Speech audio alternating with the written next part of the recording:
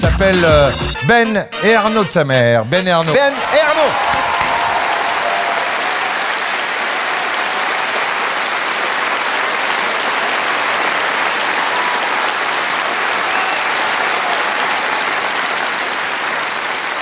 Mesdames, Messieurs, bonsoir. Nous ouvrons ce journal sur cette large page consacrée à la Coupe du Monde qui nous a tenus en haleine tout l'été. On l'a vu avec tous ces jeunes joueurs très musclés qui se courent après dans de jolis maillots moulants. Mais le foot, c'est aussi parfois un jargon un peu technique, raison pour laquelle je reçois François. François, bonsoir. Bonsoir.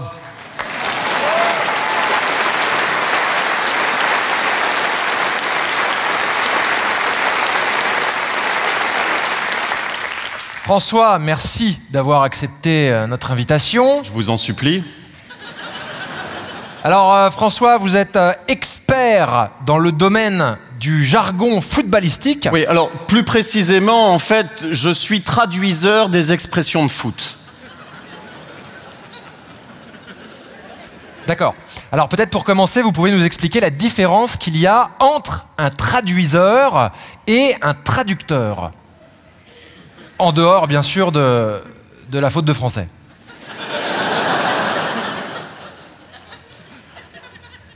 Alors, en dehors de la faute de français, il n'y a quasiment pas de différence. Après, il y aura toujours des gens pour pinailler, c'est pas la même chose. En vrai, il y a très peu de différence. D'accord.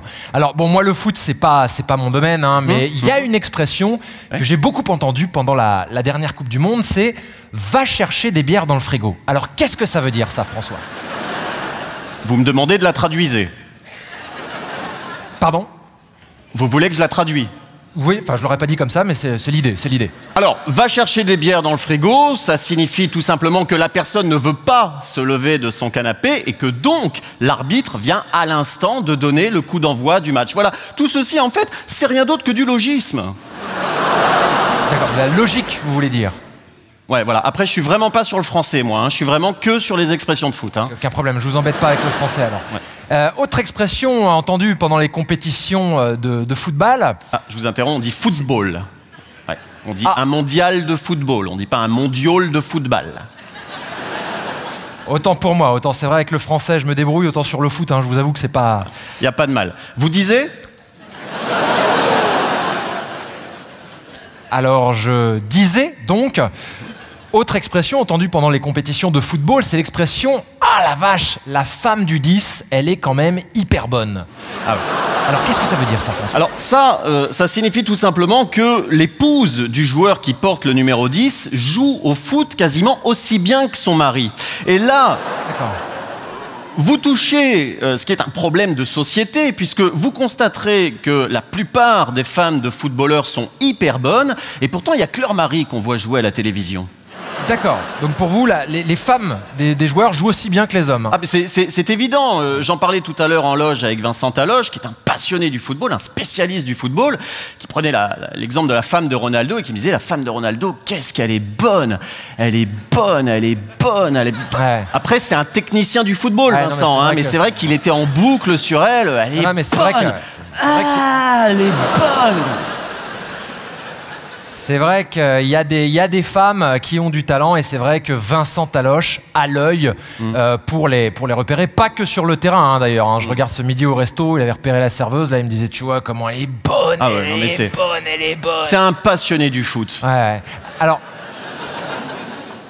il y a une expression que j'ai entendue aussi, c'est l'expression avoir une frappe de mule. Alors ça, une frappe de mule, j'ai cru comprendre que c'est là, on parle de la frappe d'un joueur très musclé, avec de grosses cuisses comme ça, bien rouges, bien luisantes comme ça, il prend son élan, il court, il tape dans la balle de toutes ses forces.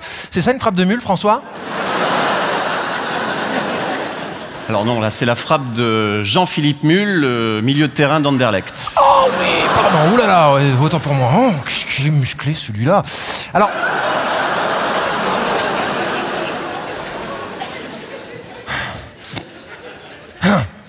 Alors, il y a une autre expression aussi, c'est le rideau défensif. Qu'est-ce que c'est ça, un rideau défensif? Un rideau défensif, c'est rien d'autre qu'un grand rideau opaque qu'on place au-dessus des stades pour que les gardiens de but n'aient pas le soleil dans les yeux.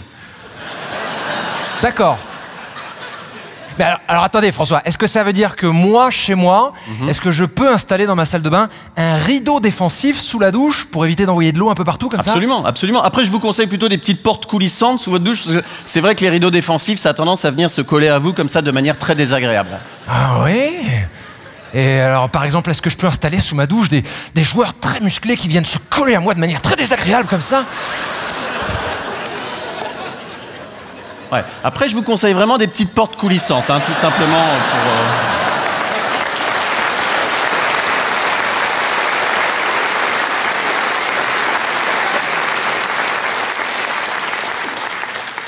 Cette équipe va au pressing. Alors là, le rideau défensif est sale, donc l'équipe va au pressing, une teinturée, un sac à 7 pour le nettoyer. D'accord. Et ce joueur l'a littéralement séché. Il revient du pressing et là, il étale le rideau défensif sur le terrain pour le faire sécher au soleil. En fin de compte, c'est tout simple. Hein. C'est du logisme, c'est du logisme. Ouais. Alors, il y a une dernière expression sur laquelle j'aimerais avoir votre... Mon expersion. Ouais, même votre expertise, hein, sinon ça suffira. À la bonne heure. C'est une expression, moi c'est une expression que j'aime beaucoup. C'est quand on parle d'un joueur très musclé, par exemple, et que on dit que ce joueur, il a été pris en sandwich. Alors moi j'aime beaucoup cette expression.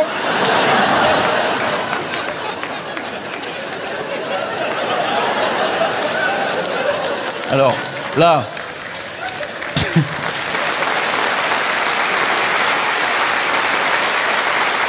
Écoutez, là j'y connais pas grand-chose en français, mais là il s'agit d'une faute grossière de français. On dit pas prendre en sandwich, on dit prendre un sandwich. Ah mince. Qu'est-ce que tu as pris ce midi? J'ai pris un sandwich. En tout cas, le football, excusez-moi, reste un sport agréable, ludique et surtout très plaisant à regarder, avec plein de jeunes joueurs fougueux et transpirants qui se courent après lorsqu'ils ont marqué un but et qui n'hésitent pas à faire du pot à pot nu comme des vers quand ils prennent leur douche avant de rentrer à l'hôtel, se caresser avec un gros... Oula.